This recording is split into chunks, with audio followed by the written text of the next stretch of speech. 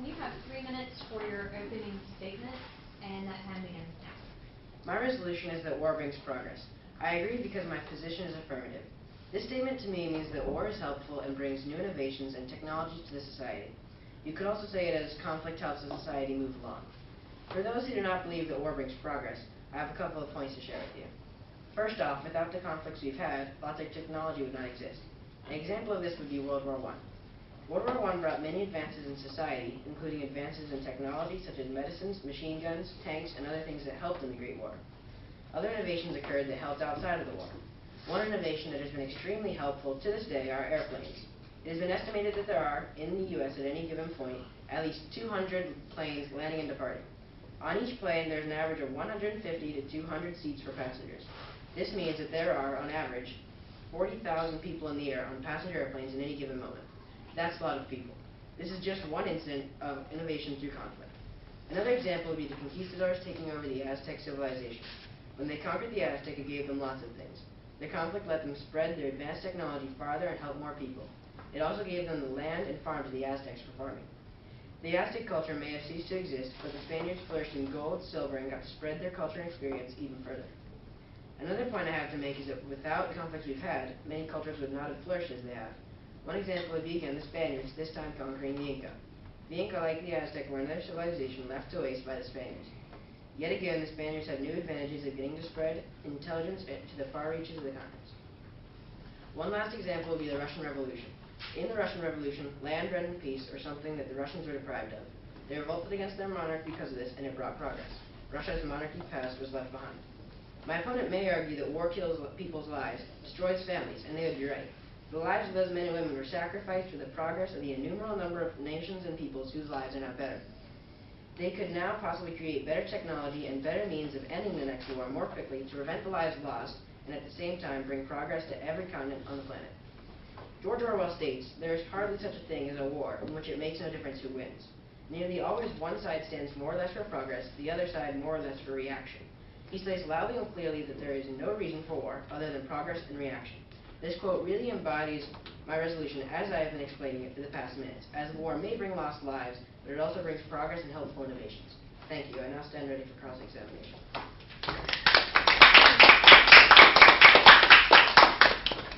Helen, you have 2 minutes to cross-examine, and that time begins now.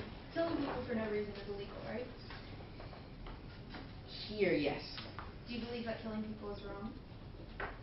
In most cases, yes.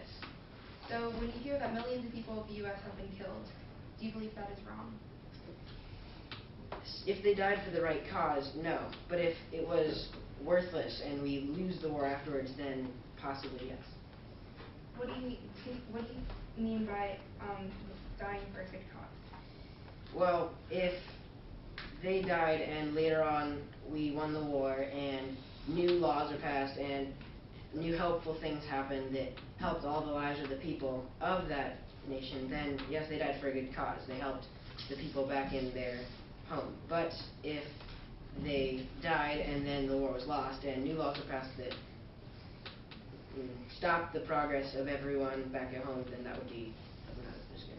So you're saying that killing all these millions of people is helping resolve conflict? In some cases, yes. So are you saying that in World War I, when they killed 25 million people, that was helping them move up an economy? Yes.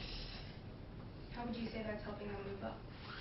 Well, it's putting them, you could say it as every single person who dies, it makes the people back at home think of new ways that they could maybe help the people who are going to war come back earlier and not die in the war. So that would bring innovations and new ways to stop the war faster, which would stop the lives lost.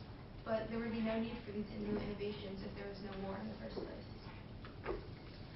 Well, without the war in the first place, then where would the progress come from? So if there was no war, it's very unlikely that these millions of people would have died. So that would help them progress, and they would have many new generations. So are you saying that... Helen, we have 3 minutes for your opening statement, and that time begins now. Wars are fought to resolve conflict. My resolution is war brings progress. I argue negative towards this resolution.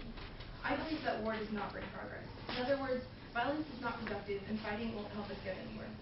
War isn't going to help us. It's going to kill mankind. Also, more fighting and more war is just going to cause more fighting and more war. As John F. Kennedy once said, mankind must put an end to war before war puts an end to mankind. The first reason why I believe that war does not bring progress is because war kills people by the millions. During the French Revolution, there was a period called the Reign of Terror known for mass executions of enemies of the revolution by the political leaders. The death toll ranged in tens of thousands, with over 15,000 people killed by guillotine and another 25,000 people killed across France. This was all because the local French people wanted to overthrow the government and take out the king so that they would have more rights, but they started a war that just led to the French population decrease drastically. During World War I, over 16.5 million people were killed, mainly due to new innovations that was helping them win the war easier. There was mustard gas, which caused pneumonia and blindness, which could lead to death, and Zeppelin, which was powered by hydrogen gas, which is highly explosive. People created these innovations so that people were able to fight each other easier. But if there was no war to begin with, these millions of people wouldn't have died. This is the first reason why I believe that war does not bring progress. The second reason why I believe that war does not bring progress is that fighting just brings more fighting. During World War I, the Germans believed that the U-boat blockades would make the British forfeit and surrender from the war. In total, the Germans sunk 4,836 ships. The sinking of the Lusitanian passenger boat left over 1,000 people dead, and part of these people were U.S. citizens. This brought the U.S. into the war, which meant even more conflict. Today in our lives, if you're fighting with someone over disagreement, you could get to a resolution a lot faster if you talked out a compromise rather than fighting. Just because the victor ended up on top and their opinion stays, doesn't mean that the other person couldn't rebel against that opinion and try to change it again. If you talk out a compromise, both sides of the issue will agree with this compromise, and it will most likely stay without any rebellion. My opponent argued that it's okay that they took out the Inca and the Aztecs just so that they got gold and many parts for their culture. But they took out many cultures that was very important to history. War is not a productive way to resolve conflict. It just kills millions of people, and it starts years and years of more conflict. Thank you, and now stand ready for cross-examination.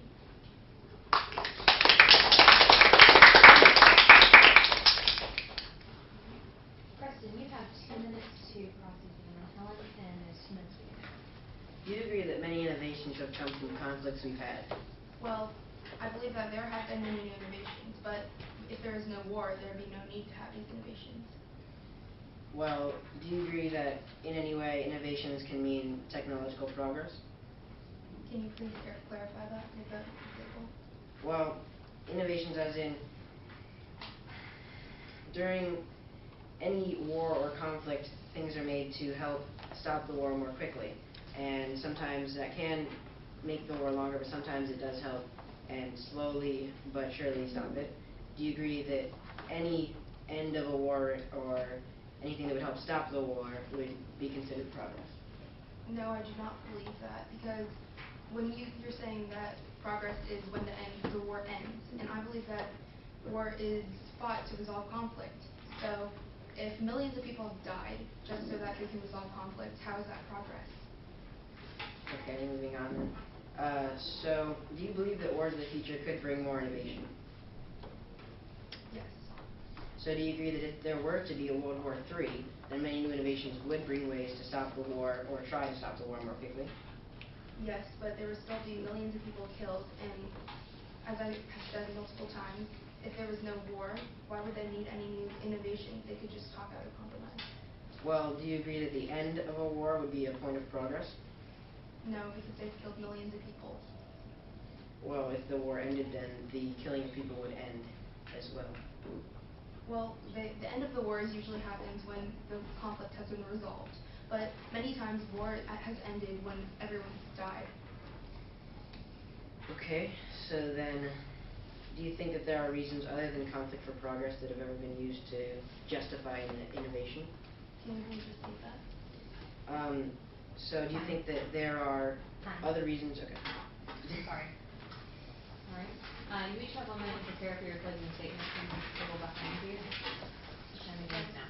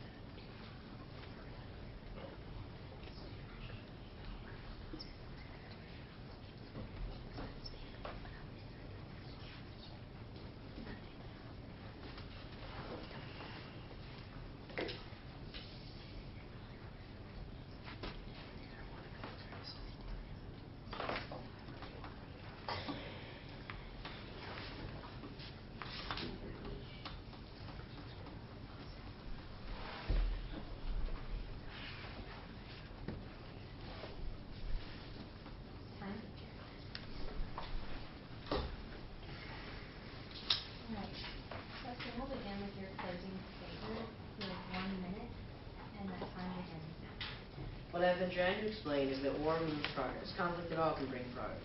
There have been many clear examples of this in lots of cases in modern times and in history. There's almost no denying the fact of conflict bringing progress, since it has been shown over hundreds of years of war. My opponent argued that if there weren't wars, then there would be no deaths. But really, humans at all could not really just talk everything out. There's almost no possibility of just resolving every conflict with just talking it out. Sometimes war is the only way to solve problems. Also, you said that since lots of people dying, the ends of wars are not progress. But still, with the number of people dying, like I have said, it still brings the end of the war as progress because the nations at home get more things to help them. So Evie Dukeman says, war, we are told, shapes character. It resolves the major questions of international politics, consolidates nations, and indeed constitutes the principal factor in the progress of civilization through successive stages. Thank you. So Helen, you have 1 minute. And that time begins. War does not bring progress. War kills millions of innocent people, and more fighting the war mankind starts, the more fighting mankind is going to get. My opponent argued that the killing of the Aztecs allowed for the conquistadors to get gold, but they killed a very important culture in history. Also, he argued that there were many new innovations due to war, but if there was no war, why would they need these innovations to kill others?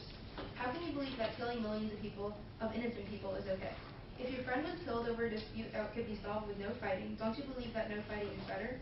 This fighting didn't happen only in the past. It's happening now. And war does not determine the one who is right, but the one who is left. Thank you.